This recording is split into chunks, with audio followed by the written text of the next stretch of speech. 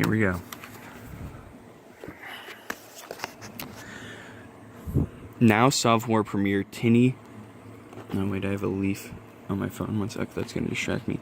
Now Savoir Premier Timmy Sleepy TP Peterson petitions OP Lord for capacity authorization to place a scramble call to Air Force One. Scramble call means they don't yell at each other publicly across the court's maps.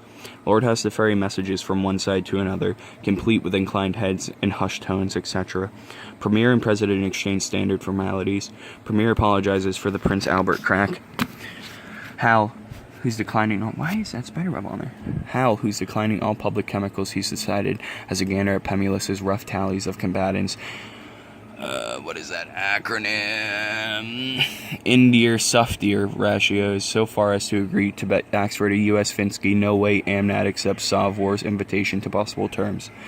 During actionless diplomatic intervals like this, Trolls is reduced to saying, "What a beautiful day for an Eschaton," over and over, asking people for their thoughts on the game until Pemulus tells him he's cruising to get dope slapped. There's pretty much nobody around. Tavis and Stitt are off giving what essentially recruiting talks at indoor clubs in west suburbs. Pemulus let tall Paul Show take multi-emblazoned tow truck to take Mario down to Public Gardens to watch the Public Eye Day. Oh yeah, it's Interdependence Day in Infinite Jest right now. Moving all Interdependence Day until the dinner gala. Lord tear asses back and forth between courts 6 and 8. Food cart clattering. The food cart which Pemulus and Axford picked up from a kind of seedy-looking orderly at SJOG Hospital that Pemulus knew from Alston, has one of those crazy left-from wheels that EG seems always to afflict only your particular grocery cart in supermarkets, and makes a hell of a clattering racket when rushed. Ferrying messages which the 18 and under guys can tell Amnat and Savoir are making deliberately oblique and obtuse so that Lord has to do so much more running. God is never a particularly popular role to have to play, and Lord this fall has already been the victim of several boarding school type pranks too puerile,